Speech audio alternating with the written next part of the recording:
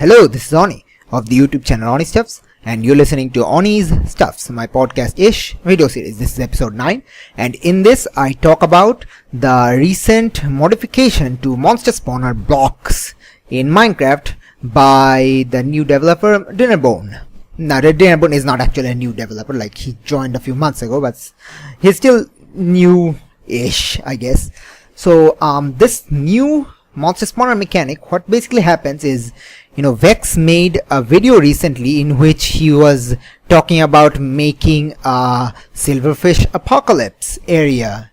Basically, you hurt a silverfish and they just come out of stones all around you, and Dinnerbone saw that video and contacted Vex. He went out of his way to contact Vex, and they had a little discussion, a secret hush-hush thing that we kind of saw on Twitter, them mentioning it, but they were kind of hush-hush about it. And then the new snapshot came out, week 26, which came out actually a day early. And in that, Dinnerbone radically, with a capital radically, changed the monster spawner properties. Basically, previously, when monster spawners used to spawn monsters, they can only spawn the normal monsters. But now, the monsters can be spawned with additional field data values that are stored inside the monster spawner block. How does that basically change? We can have a mob spawn from a spawner with already set potion effects like fire resistance. So we can have a fire resistant skeleton spawner which won't burn up in the daylight. Dude!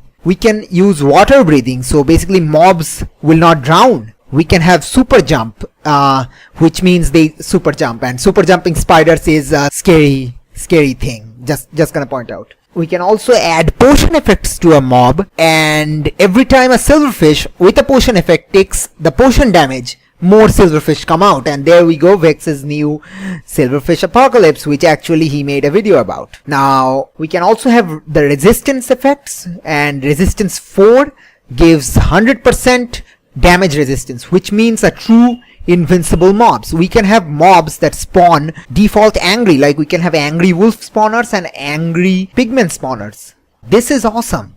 So we can have like forests where packs of wolves roam in a custom map. That is pretty epic. Just imagine, we can have Zelda themed map where there are actually enemy wolves. That's awesome.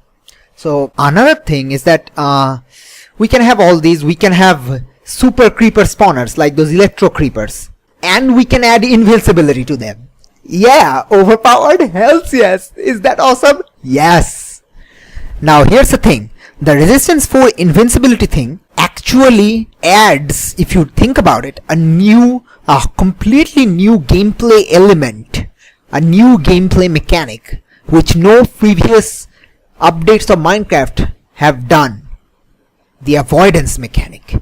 You see, in some games, like say, I don't know, mostly horror games like Amnesia, you can't fight certain monsters. You have to run from them or you have to trap them. In Minecraft, previously you could kill any and every monster. But now when a monster has a resistance 4 effect, you can't kill it anymore.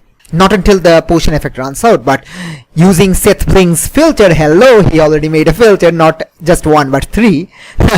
All the videos will be in the description, by the way.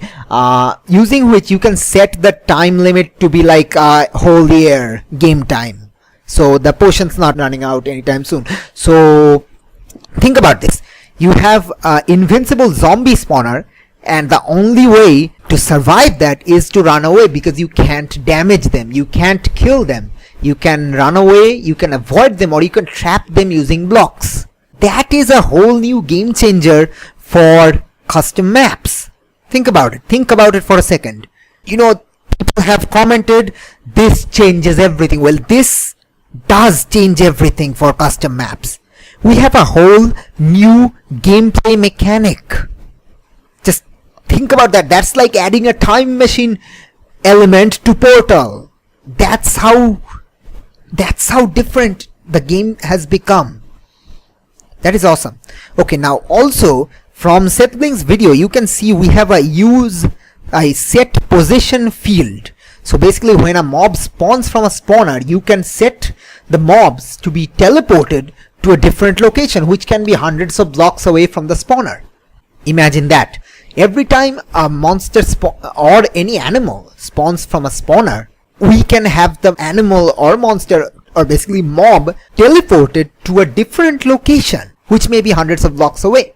As long as the spawner is activated, the mob will be teleported in that particular position. Now, using this, we can ensure a circuit operation for player sensors. We can ensure that the monster always spawns in a set position by doing that. So we can have the we can have the mob spawn on a tripwire, on a pressure plate, like that.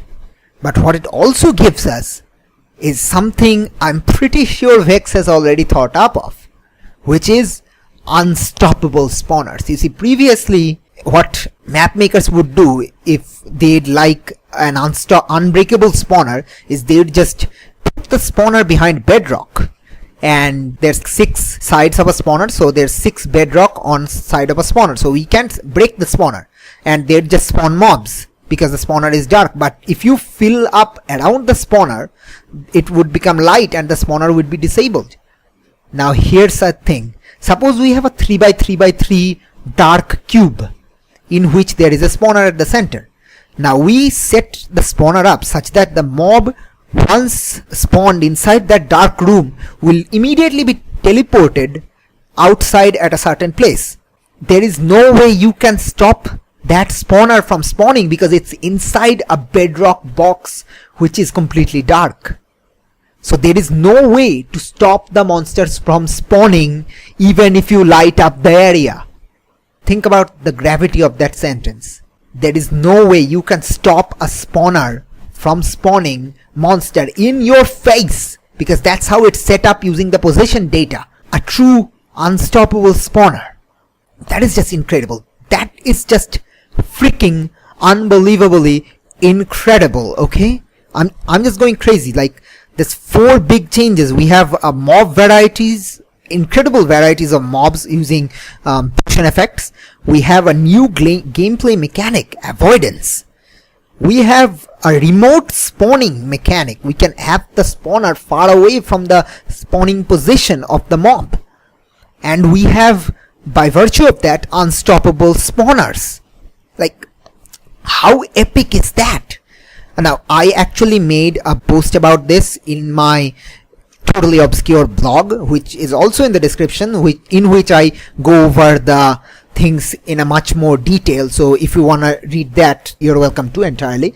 And I'm not sure yet, I haven't decided yet, but maybe I'll also post this on Reddit. If so, that link will also be down there. If not, then not. But yeah, like, this is truly unbelievable. This is an amazing update. Okay, beta 1.8 may have been the adventure update, but this one is the adventure map update, because this is the first time any of the Minecraft updates is solely featured around map making abilities. Like, this spawner data, you can't access them in game. The only way to do that is using third-party tools like NBT Edit or MC Edit and Settlings filters. So only map makers can use these. This update is wholly centered for map makers, for map players alone. And Dinnerbone went out of his way to contact Vex, one of the best Minecraft map makers, to add this. That is amazing. Just think about that. The first time a Minecraft developer went to a map maker to ask for what he should add to the game. This is a true adventure map update. Dinnerbone is an awesome developer, and he totally respects the mapping community. And on behalf of the mapping community, I just want to thank him. He's an extremely awesome guy, and thank you, Dinnerbone. You're an awesome dude. Keep being awesome. I'm actually showing a thumbs up to my computer right now, which you can't see because, well, obviously you can't see. But thank you, Dinnerbone. You are awesome. Keep being awesome. And for those of you map makers out there, get cracking. Take some ideas from this video. Take some ideas from my blogspot post. And for those of you map players, get ready for the adventure map update of 1.3. This has been Oni of the YouTube channel Oni Stuffs, and you have listened to Oni Stuffs, my podcast-ish video series. And till next time, see you later. Bye.